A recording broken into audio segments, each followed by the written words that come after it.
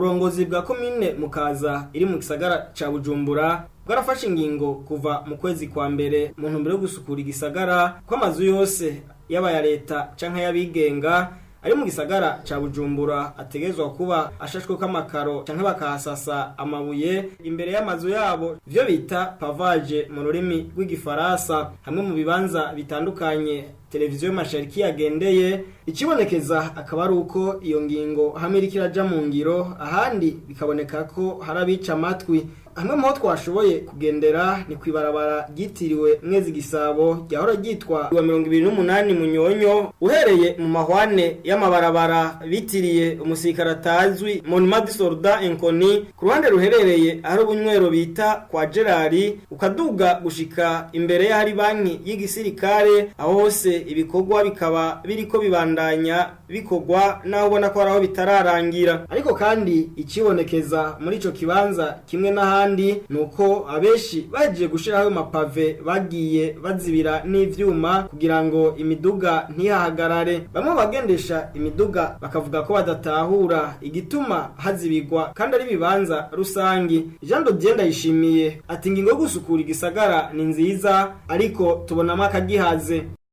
Iyo ngingo kuvyerekeye gusukura igisagara twantu bose barayishima nta muntu numwe atayishima kuko aho ciye bamaze gukora ivyo bintu urabona ko abantu hashajije ubona ko uri kuca ahantu haba abantu ni ingingo kuvyerekeye isuku ni ingingo dushima cyane agahaze rero ingene bikorwa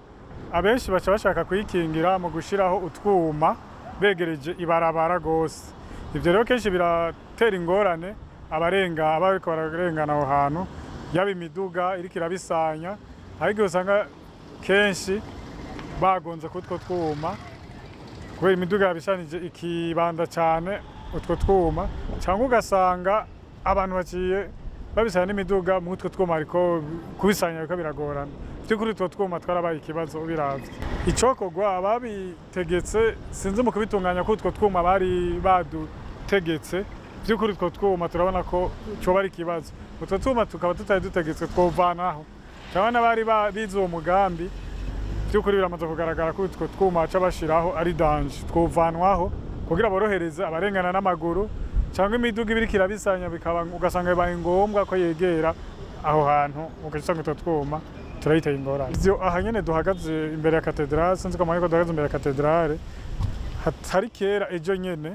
hariho mutama yarinjiye muri katedrale asanga arihenza ahubwo akeneye kuja muri grand seminaire agize manevre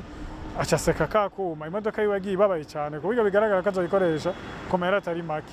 kandi biravye utwo twuma utabona neza ico dufashije bitoze ko ari bisharizo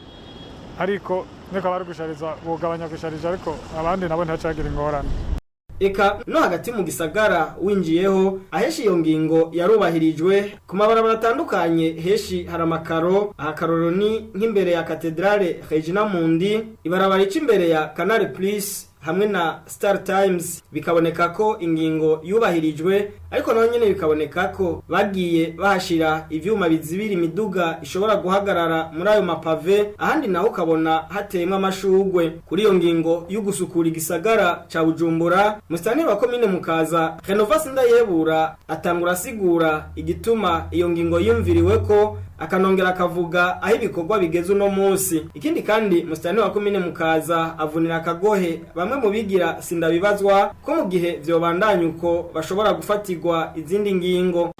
igikorwa rero dovuga nticavuye kure kuko cavuye mu mugambi munini yadufise wo kugerageza gusukura ino komine muzi iri hagati mu gisagara kandi ingezi zikunda kugendera atwifuza rero yuko ubwiza bw'ino komine bufasha kugira ngo igihugu cyose kigire ubwiza ku buryo uciye hano wese akabona ubwiza buhari ashobora gushika aburata ahari akongera akanabufirikiza mu ntara asanzwe akoreramwo cyane cyane hagati mu gihugu no mu bindi bisagara ndetse n'andi makomine asanzwe ari hano mu gisagara cya Bujumbura umugambi twatanguje dusaba intererano y'abene igihugu kugira badufashe gukora ivyo bikorwa rero twokwemeza yuko nk'ibice nka 60% by'ibibanza vyatugeza kujamwo ayo mapave amaze kujamwo harasigara rero ibice 40%. Ivyo bice 40% biri mu migwi itatu ko twagerageje kubibona ubwa mbere hariho abantu twavuga yuko uburyo bw'abakehanye usanga rero mu kiringo twari twatanze ubwo buryo bwaborohereje kugira ngo bashobore gukora. Abo rero benshi baradushikiriye twarabasabye yuko babandanye ivyo bikorwa babikora no muri kino gihe murabona yuko hari abakiriko barakora no munsi nayo ikiringo twari twaratanze gisa n'icari cararangiye. Hari umugugira kabiri w'abantu rero bagizwe n'amashirahamwe hamwe n'amazu ya leta. Abo nibo twavuga yuko basamaye gato mugabo nabo tubabajije bakadusigura ati ega twebwe burya no mashirahamwe ya leta canke amazu ya leta usanga amafaranga dukoresha abasanzwe ari muri bice mu mafaranga asanzwe akoresha mu mwaka. Ati rero uyu mugambi mwawutanguje mu kwezi kwa mbere amahera atanza yakoreshwa mu mwaka w'ubutunzi burangiye twari twamaze kuyashiraho. Ati rero igikenewe nuko twoyashira muri mafaranga tuzokoresha muri uyu mwaka ugiye gutangura 2021 gushira 2022. Ivyo rero ababitubwiye twarabishimye ariko hariho nabandi ataco baratubwira kandi atarakimwe bakoze. Abo rero nkuko twabiteye intege n'abadukurira haba ku rwego rw'igisagara ca Bujumbura canke ku rwego rw'ubushikiranganje nuko dusaba cyane amazu ya leta. Amazu ya leta barafise amafaranga bakoresha ku mwaka muri amafaranga bakoresha ku mwaka bamenye yuko amafaranga yo gusibura aho amabiro yabo asanzwe ari ajamwo kandi agakoreshwa. Ariko duteye akamo amashirahamwe ya leta yose amasanzwe bakoresha amazu ya leta yose ubushikiranganje yuko bamenye yuko urya mugambi atari umugambi uraba bene gihugu gusa basanzwe bahafise amazu ahubwo na leta kwitegereza kuja imbere biciye kuri bo kuko nibo basanzwe bakoresha uburyo leta ikoresha muri ubwo bushikiranganje. Hariho umugwi rero ugira gatatu w'abantu twavuga yuko ari abantu b'intagondwa. Abo nabo twararose akanya ko kubagendera no kubasigurira ariko biraboneka yuko hari abatariko baratahura gose. Abo rero tuzaba dutangura kuza turaraba ukuntu dushiramwo ingufu bukebuke kugira ngo nabo bakore. Uraba hagati mu gisagara uriko uraraba urabe nkaha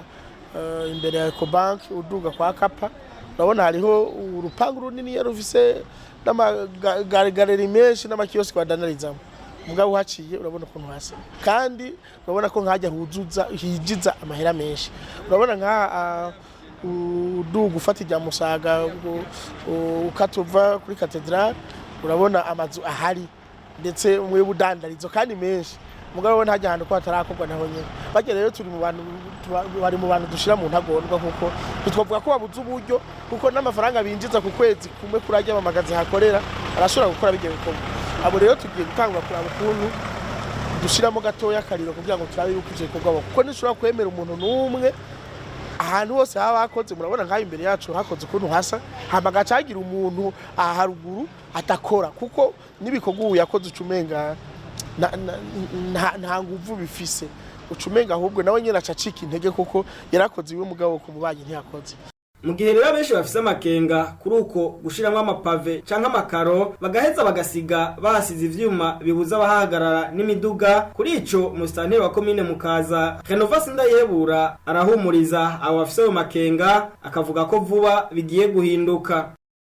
kubera ubwo bene igihugu bafise bwuko ayo mapave azohava bomogwa n'imiduga. Murabona yuko ari abashoferi usanga bagenda vy'ukuri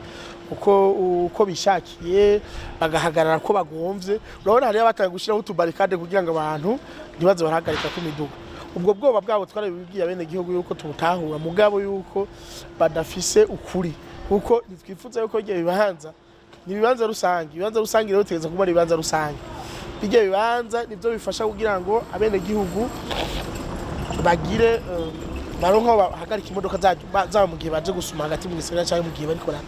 baje ku mirimo cyangwa baje ku mabiro y'abantu. Bitwifuza rero yuko bahazibira.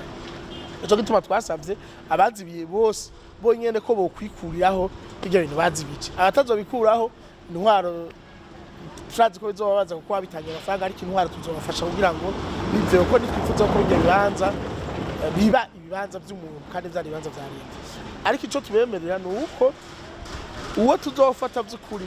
ariko aracisha imodoka nini kuri bijya bibanza byabaye pazo kuko abari karabomora uwo tuzomuhana bimwe by'akamaro. Ikintu twasavye bashiramwo muri abo bariko bagira pavage ugusiga ibibanza byo gushiramwo ibiti canke no gushiramwo ibiti vy'ivyamwa canke ibiti bishariza gusa. Burya buntu bagiye barashiramwe bwo kuzibira yavuze kuri babukuremwo abatabukuyemo nabo twavuze ko tuzobafasha tukabukuramo abatarabikora rero ntihagire uzota umwanya ariko aragira bice usanga ariko arashiramwo ivyo kuzibira bimutwara amahera y'ubusa. Bijya ni bibanza rusangi turashimira bene gihugu bafashije bogira bifasha kuko nabo nyine ubwiza bw'igisagara barabukeneye, ubwiza bw'amazu yabo barabukeneye. Nayo mu gihe harahibonekeza ko ari bibanza vya leta vyegereye ahamaze gusukurwa n'abene gihugu, bamwe mu bene gihugu bakabona ko ari agasembwa. Musitanteri wa Komine MUKAZA avuga ko mu burongozi bw'iyo komine bagiye kwisuganya bafadikanije nabo bafashanya kugira ngo naho hase n'ahandi. Musitanteri wa Komine MUKAZA Renovat SINDAYIHEBURA akavuga ko uburongozi bw'iyo komine bwipfuza ko ico gikorwa cyo gusukura igisagara ca Bujumbura biciye mu gushira amapave imbere y'amazu yabo canke amakaro coba carangiranye n'uyu mwaka wa 2021.